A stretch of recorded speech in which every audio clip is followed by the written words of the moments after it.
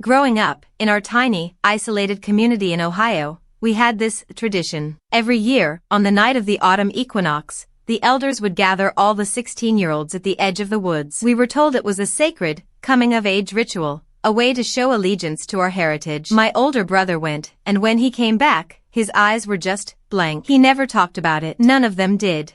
I thought it was completely normal, until I started high school in the actual town, 15 miles away. I made a friend, Tyler. One day, I casually mentioned the harvest debt while we were sitting in his garage. Tyler completely froze. He dropped his wrench and looked at me like I was a ghost. "Leo," he whispered, "that's not a tradition, that's human trafficking." I didn't want to believe him, but that night, I started digging.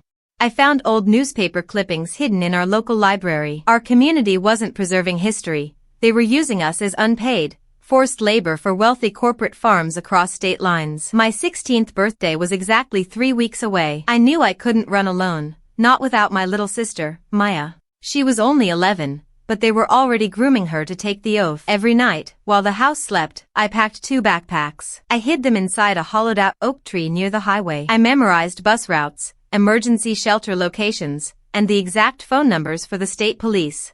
Then, the night arrived. The air was freezing, and the smell of burning wood filled the sky. The elders called my name. My dad put a heavy hand on my shoulder, smiling, a smile that made my stomach churn. I looked back at Maya. Her eyes were wide with terror. She knew.